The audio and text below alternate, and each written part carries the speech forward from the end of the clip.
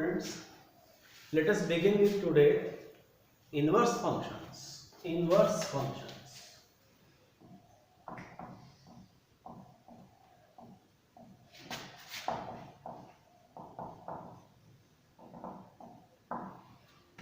Let f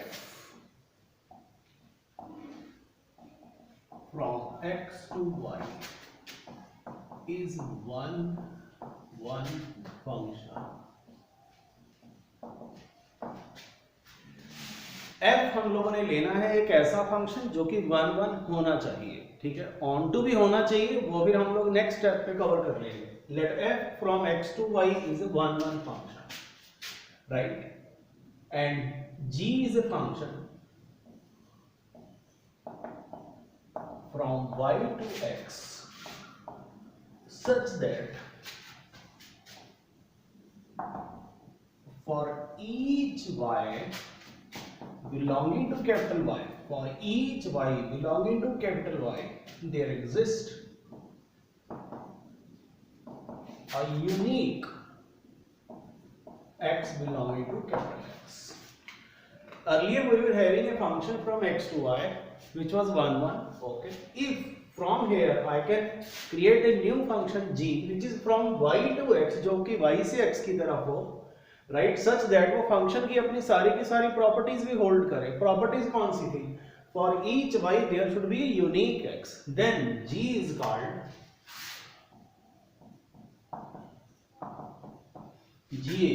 inverse of f. Am I right?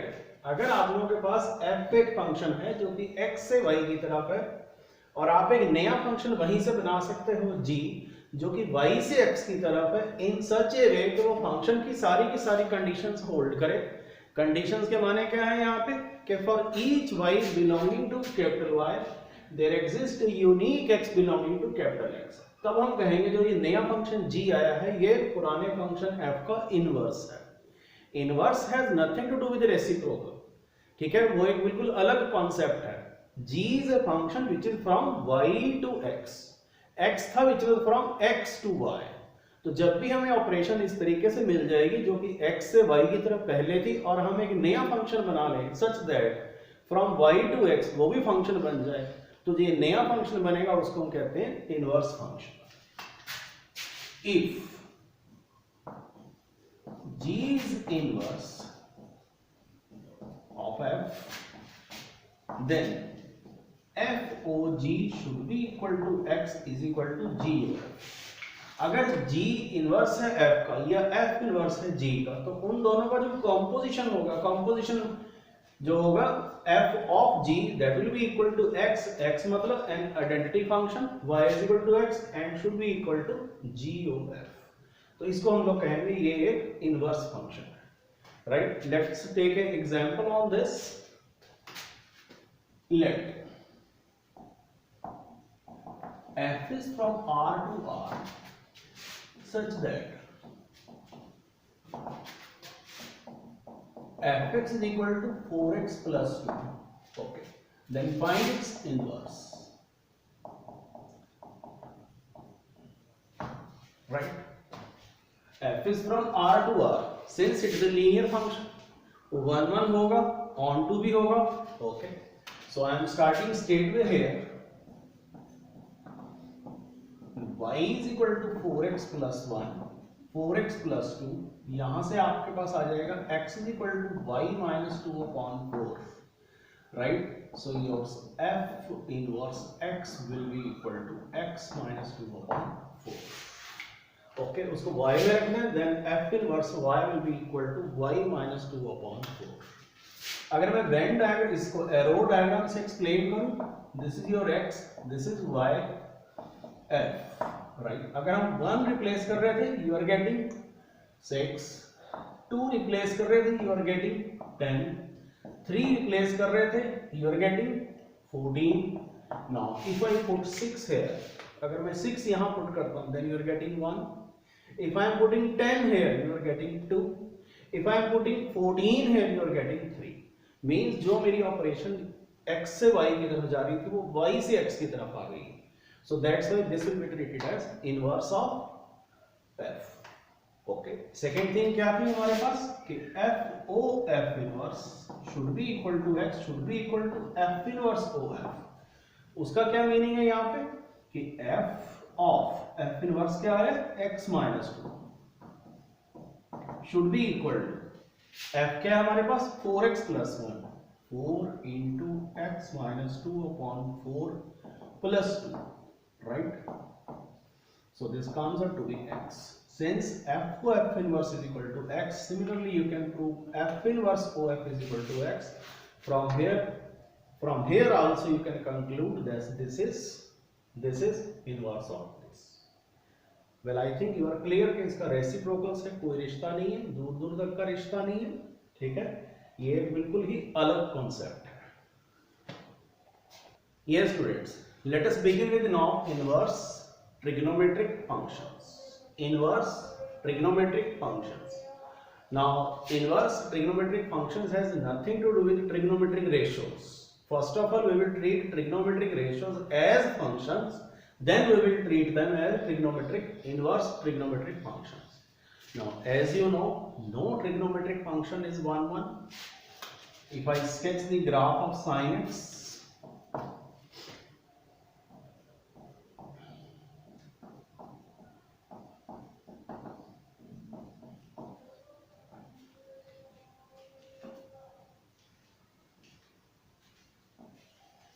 this is not 1 1. Okay, to create their inverse we will restrict their domain in such a way that in that domain the function should be 1 1 as well as 1 2.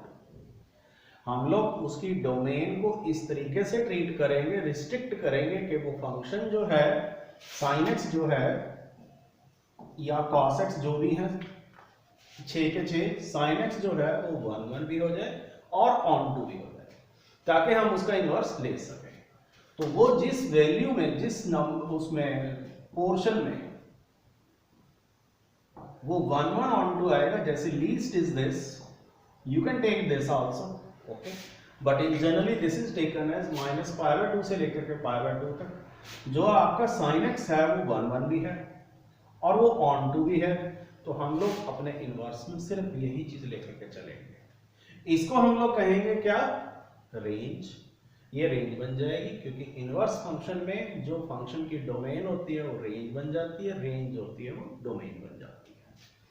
तो अगर आप लोगों के पास लिखा हुआ है y is equal to sin x, okay, then x will be equal to sin inverse y, right, वो sin inverse y हो जाएगा। अगर आप लोगों के पास इस तरीके से है कि sin x is equal to half, then x will be equal to sin inverse, वो इस तरीके से लिखा जाता है। sin इनवर्स y या sin inverse x has nothing to do with 1 upon sin x। sin inverse x is not equal to 1 upon sin x। उसका 1 upon sin x के साथ कहीं कोई दूर दूर तक का कोई रिश्ता नहीं है। जहां पर भी उसको 1 अपॉन sin x लिखना होगा वो cosecant x लिख देगा। It is just notation to represent inverse of sin x, वो 1 अपॉन sin x नहीं है। सबसे पहले तो ये क्लियर करना है आपने कि वो sin x इनवर्स नहीं है। So now I am introducing the domain range of inverse trigonometric functions. Let us begin with that. First of all sin inverse x, okay, the domain is -1 to 1। क्यों -1 to 1? क्योंकि sin x की range -1 to 1 थी। Next range या उसको हम कहेंगे principal value branch, right, that is from कहां से कहां तक लेंगे हम लोग, -π/2 से π/2 तक, लाइक दिस, राइट। इसी को ऐसे कर दूंगा वो ग्राफ बन जाएगा किसका, साइन इनवर्स एक्स का। So range is -π/2 to π/2। ये उसकी क्या हो गई, रेंज होगी या फिर प्रिंसिपल वैल्यू ब्रांच हो गई, ठीक। Those interested in graph the sketch can be like this, x - x, x y - y, right. अब -1 यहां आ जाएगा, 1 यहां आ जाएगा क्योंकि वो डोमेन है, राइट। π/2 यहां आ जाएगा और -π/2 यहां आ जाएगा। The sketch is like this,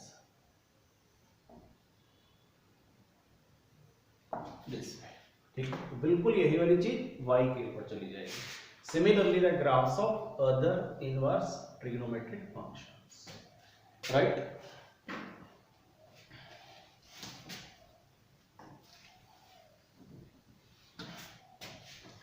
Next now cos inverse x. Domain is again -1 to 1, right? Cos inverse x में क्या होता है बच्चे? The graph is like this.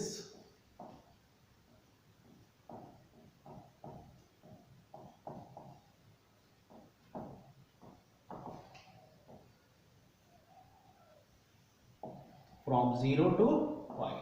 Okay.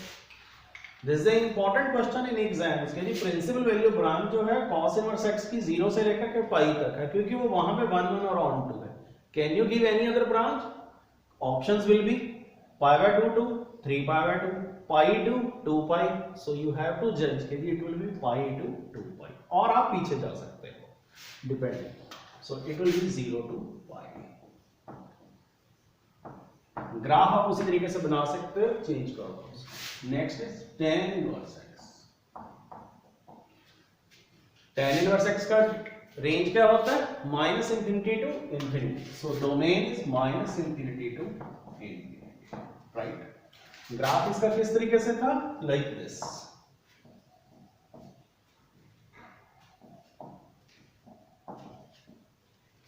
These are the supporting lines. सो यही वाला हम लोग पूरे का पूरा y पे टिल्ट कर देंगे, so it will be -π/2 to π/2,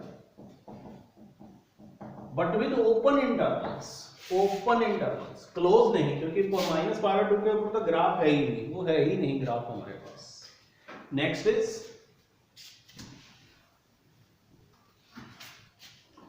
cosecant inverse x। इसका डोमेन क्या था? कोसेकेंट x का डोमेन क्या था? रेंज क्या था उसका? -∞ to -1 यूनियन 1 to ∞, तो वो अभी यहां पे इसका डोमेन बन जाएगा,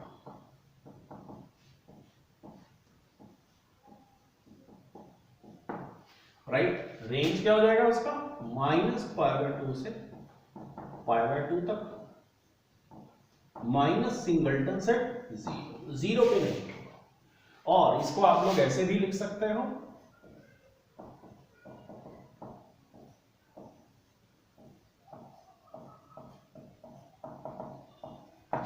ठीक है जी। You may write this way, you may write this way, but you should know what you mean by this and what do you mean by this. Next is secant inverse x। Domain is same,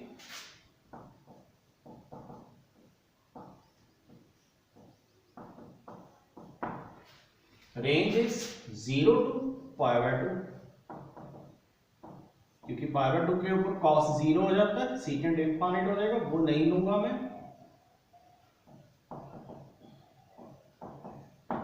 okay, this is the for this, you may write this way -π/2। Next cot inverse x।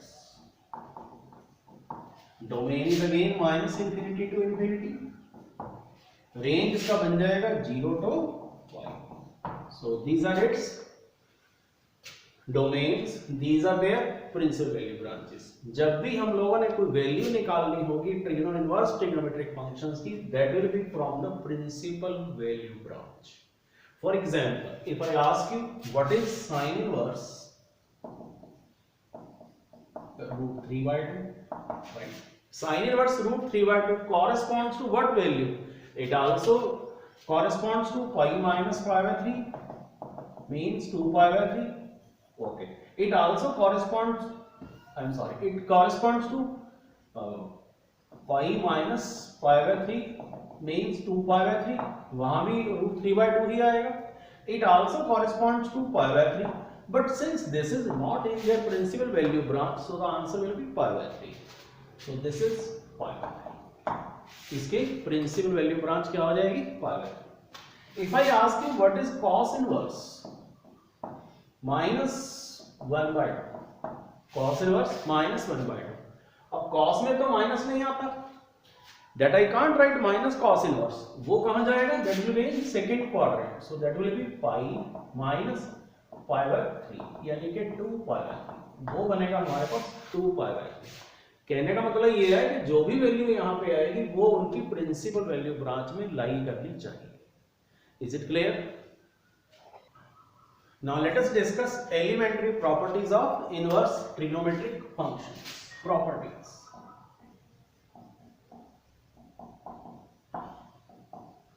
first sin inverse sin x is equal to x। yes, sin inverse sin x is equal to x। ये ऐसा नहीं है कि sin से sin cut गया, और वो है भी नहीं, that is totally wrong thing। क्या किया उसने, एक फंक्शन लिया है fx is equal to sin x, दूसरा gx उसने लिया है sin inverse x, उन दोनों का कॉम्पोजिशन किया है उसने, okay, GOF, g of sin x, g क्या है आपके पास, sine inverse, so sine inverse sine x, तो क्योंकि उसका इनवर्स है तो इज इक्वल टू में आइडेंटिटी फंक्शन आना चाहिए, तो so that is this. Now if I do GOF मैंने किया, अगर FOG करूंगा then it will be sine of sine inverse x and it holds for all inverse trigonometric relations. क्या मेरा कहने का मतलब है कि अगर आप लोगों के पास सेकेंड अगर मैं बनाऊं तो cos inverse cos x is equal to x will be equal to cos of cos inverse x। is it clear? Next, in the same way, if I say tan inverse tan x is equal to x is equal to tan of tan inverse x, वो कभी भी किसी भी कीमत पे ये नहीं कहना tan से tan कट गया या cos से cos कट गया, वो उनका कॉम्पोजिशन हुआ है। Agreed? Similarly you can form the others, mean secant inverse x, secant inverse secant x is equal to x is equal to secant of secant inverse x, तो इस तरीके से आप बाकी की भी फॉर्म कर सकते हैं। Next, this was your first. Second is sin inverse 1 by x will be equal to what? Cosecant inverse x। sin inverse 1 by x will be equal to cosecant inverse x। वो जहां पर भी cosecant inverse x होगा, it's a common mistake among students, वो उसको 1 upon sin inverse x लिखना शुरू कर देते हैं।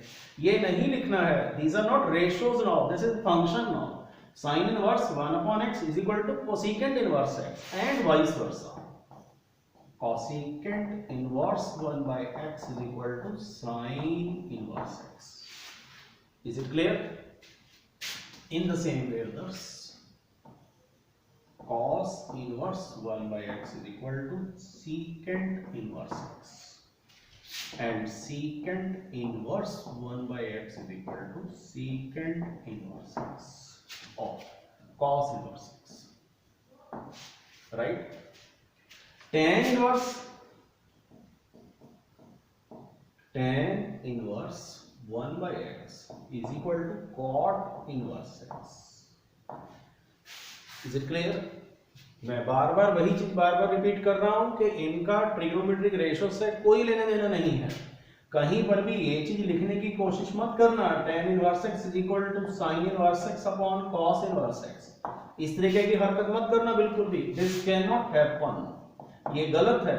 अगर आप लोगों के पास tan इनवर्स √3 हो जाता है, okay, will that be equal to sin inverse √3 upon cos inverse √3?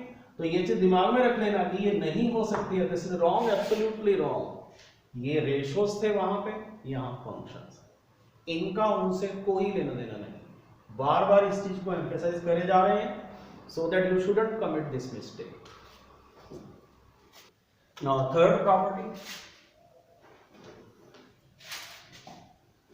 Sign inverse minus x is equal to sine inverse minus x.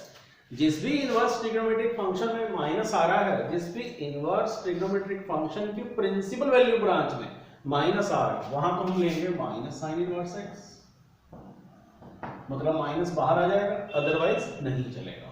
So first is this, second is cos inverse minus x is equal to pi minus cos inverse x. Pi, क्योंकि उसमें तो minus है ही नहीं, तो negative कौन देगा, पाई में से माइनस करने के बाद। Third it will B cot tan inverse minus x is equal to minus tan inverse x. Okay. Next is fourth, cosecant inverse minus x is equal to minus cosecant inverse x. Is it? Fifth is equal to secant inverse minus x is equal to, again यहाँ minus नहीं है, pi minus secant inverse x. Is it clear? Next is cot inverse minus x is equal to, if the principal value branches from 0 to pi, okay, which is generally taken, then it will be pi minus cot inverse x. If the principal value branch is minus pi by 2 to pi by 2, okay, minus singleton set 0, then this will be minus cot inverse x. So ये ध्यान रखना है कि आपके question में principal value branch ये ली गई है कि ये ली गई है। अगर ये ली गई है then pi minus cot inverse x, otherwise this. Okay ji.